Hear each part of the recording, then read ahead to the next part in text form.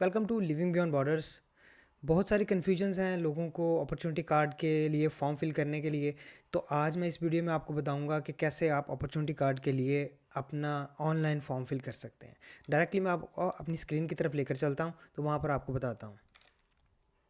ये आप देख सकते हैं कि ये फॉर्म है। आप डायरेक्टली पाकिस्तान से अगर अप्लाई कर रहे हैं तो ये एक एम्बेसी का लिंक है। यहाँ पर आप चेकलिस्ट पे जाएंगे और चेकलिस्ट पे सबसे पहला लिंक जो उन्होंने आपको दिया है कंप्लीट साइंड फॉर्म का, वो आप यहाँ से क्लिक करेंगे तो आप एक फॉर्म पे पहुँच जाएंगे। तो मैंने बाई पहले से टाइम बचाने के लिए फॉर्म फिल करके रखा हुआ है, सेम यही फॉर्म है। सिर्फ आपने इंपॉर्टेंट चीज़ें नोट करनी है, वो मैं आपको इस वीडियो में बता देता हूँ। सबसे पहले आपने ये देखना है कि ये लॉन्ग टर्म वाला फॉर्म हो, स्पेसिफिकली अपॉर्चुनिटी कार्ड के बारे में। शॉर्ट टर्म वाला फॉर्म आप फिल नहीं करेंगे।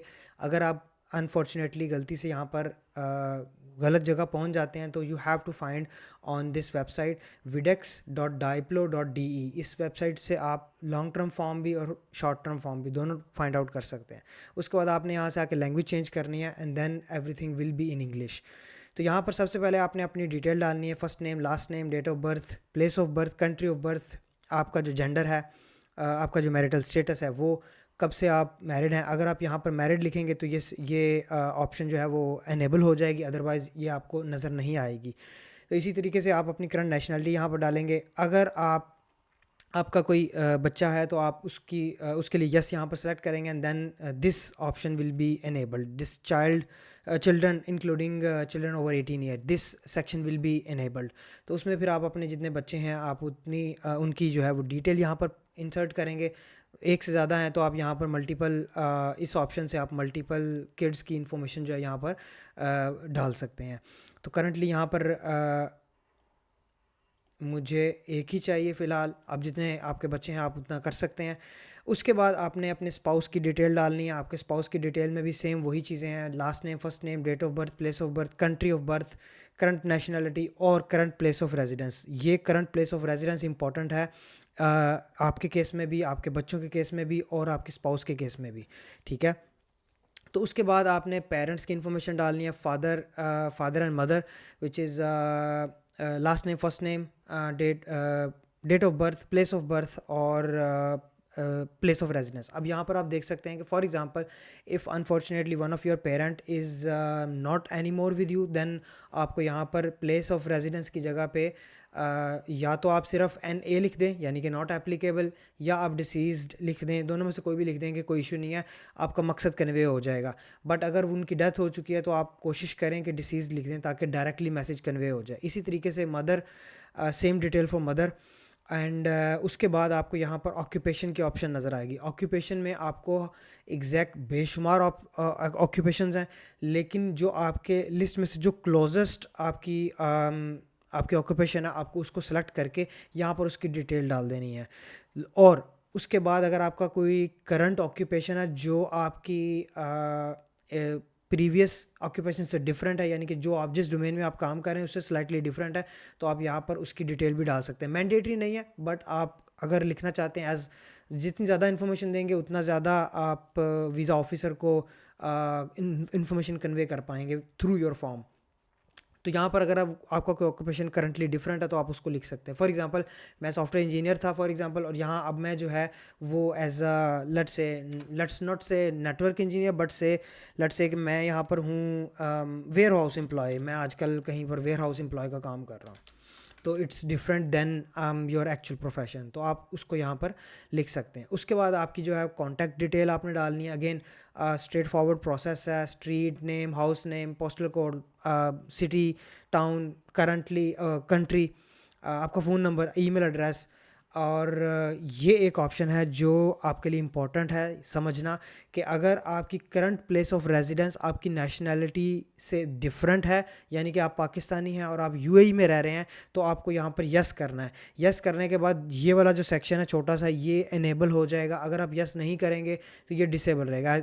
आप देख भी सकते हैं कि डिसेबल किया तो वो सेक्शन ख़त्म हो गया, इनेबल किया तो वो सेक्शन यहाँ पर नज़र आना शुरू हो जाता है।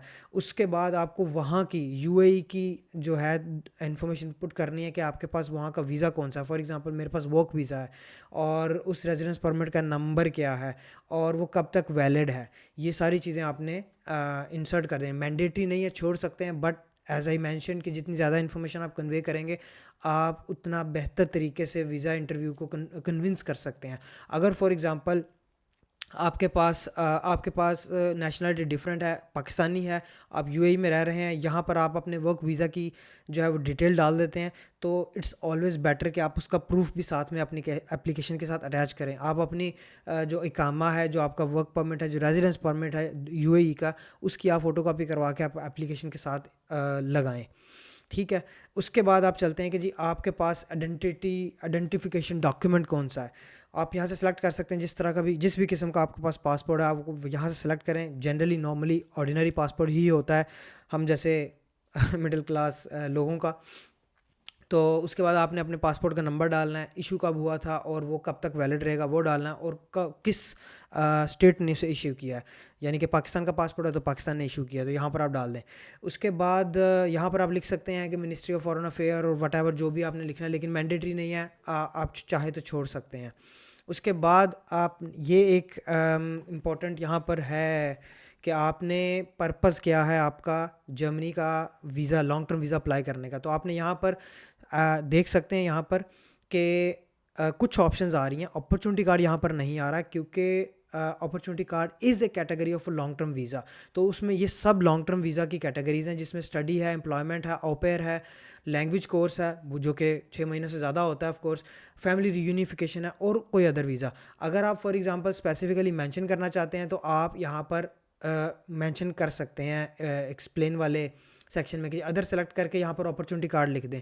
लेकिन इट्स फाइन, आप अपॉर्चुनिटी कार्ड के लिए एम्प्लॉयमेंट भी सेलेक्ट कर सकते हैं। It really depends on you कि how you fill out this form. मेरे हिसाब से आप अदर्स पे करके सेलेक्ट, आप यहाँ पर अपॉर्चुनिटी कार्ड लिख दें ताकि वीज़ा ऑफिसर को डायरेक्टली कन्वे हो जाए कि ये बंदा अपॉर्चुनिटी कार्ड के लिए आ रहा है। तो बेटर ये है कि जो वीज़ा आप अप्लाई कर रहे हो और वो यहाँ पर ऑप्शंस में नहीं आ रहा, तो आप उसके लिए अदर पे सेलेक्ट करके यहाँ पर अपॉर्चुनिटी कार्ड मेंशन करें लाइक दिस। ठीक है। और फिर आपने अब ये जो फॉर्म है, यहाँ पर एक और चीज़ मेंशन करता चलूँ कि ये फॉर्म आप तभी फिल करेंगे जब आपके पास कंफर्म्ड एम्बेसी की अपॉइंटमेंट है। तो कंफर्म्ड एम्बेसी की अपॉइंटमेंट है फॉर एग्जांपल 1 सितंबर 2024 को, तो आपका रफली 3 से 4 वीक लगते हैं आपके वीज़ा प्रोसेसिंग में। पाकिस्तान से थोड़ा सा ज़्यादा टाइम लगता है जिसमें 4 to 6 वीक्स होते हैं। तो आप उस हिसाब से अपनी इंटेंडेड ट्रैवल डेट रख सकते हैं। तो फॉर एग्जांपल मेरा 1 सितंबर को वीज़ा इंटरव्यू है 2024 में, तो मैंने इंटेंडेड डेट जो है वो रखी है 1 अक्टूबर 2024, और 1 साल तक मुझे वहाँ रहना है। चूँकि मैंने 1 साल का ब्लॉक अकाउंट देना है, मैं ब्लॉक अकाउंट के ऊपर आगे चलता हूँ, तो मैं 1 साल का वीज़ा ले सकता हूँ। तो आपने रफली एक डेट जो है स्टार्टिंग एंड एंडिंग डेट जो है वो यहाँ पर मेंशन कर देनी है। ये इम्पॉर्टेंट नहीं है इतना, क्योंकि आपका जो वीज़ा है वो बेसिकली जनरली अपॉर्चुनिटी कार्ड है और वो 1 साल से ज़्यादा के लिए आप उसको रख सकते हैं। तो इसको ये सिलेक्ट यस करने की ज़रूरत नहीं है। ठीक है। अगर तो आप स्ट्रिक्टली 1 साल से कम रहना चाहते हैं तो फिर आप बेशक इसको सेलेक्ट कर लें यस को, and everything will be fine. उसके बाद एक और इम्पॉर्टेंट सेक्शन है जिसमें ये रेफरेंस मांग रहे हैं। अब वो रेफरेंस हम देख लेते हैं कि कौन कौन से रेफरेंस ये एक्सेप्ट कर रहे हैं। 3 तरह के रेफरेंस हैं। एक पर्सनल रेफरेंस है, और किसी एजुकेशनल इंस्टीट्यूट का या आपकी कंपनी का या किसी ऑर्गेनाइजेशन में जहाँ पर आपने काम किया उसका रेफरेंस आप यहाँ पर डाल सकते हैं। और अगर आप डिप्लोमेट हैं तो अक्रेडिटेड डिप्लोमेट रेफरेंस जो है वो आप डाल सकते हैं अपने कोलीग सर्कल का। तो स्पेसिफिकली आप पर्सन अगर सेलेक्ट करेंगे तो अगेन आप किसी भी पर्सन का यहाँ पर रेफरेंस डाल सकते हैं। आपका पेरेंट हो सकते हैं, आपका कज़न हो सकता है, आपका भाई हो सकता है, कोई भी हो सकता है जिसका आप यहाँ पर रेफरेंस डाल सकते हैं, और उसके साथ आपका जो रिलेशन है वो यहाँ पर आपको मेंशन करना है।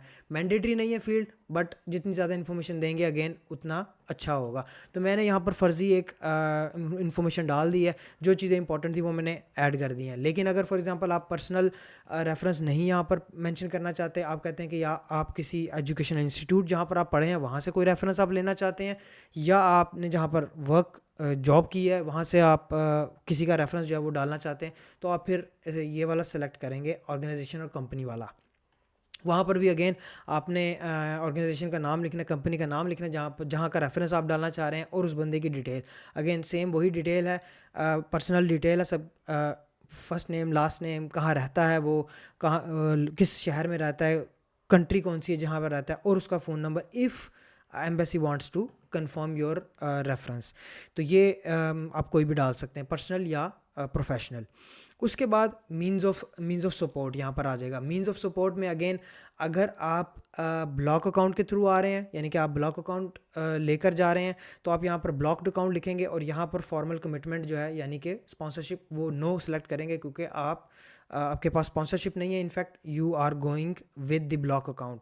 तो अगेन ये दो चीज़ें इस तरह हो जाएंगी। लेकिन अगर फॉर एग्जांपल आपके पास कमिटमेंट है, यानी कि कमिटमेंट लेटर है, यानी कि स्पॉन्सरशिप लेटर है, तो आप फिर यहाँ पर यस करेंगे, यस बाय रेफरेंस। तो फिर आप अगेन उस अथॉरिटी का नाम लिखेंगे यहाँ पर, जिस शहर से वो जर्मनी के जिस शहर से वो स्पॉन्सरशिप लेटर इशू हुआ है, उसका यहाँ पर नाम सेलेक्ट करेंगे, और उसकी जो डेट है उसके ऊपर लिखी होगी, आपके सर्टिफिकेट के ऊपर जो आपको स्पॉन्सरशिप लेटर मिलेगा, वो आपने यहाँ पर लिखनी है। अगेन मैंडेटरी नहीं है, लेकिन इट्स बेस्ट कि आप उसकी इन्फॉर्मेशन कन्वे करें।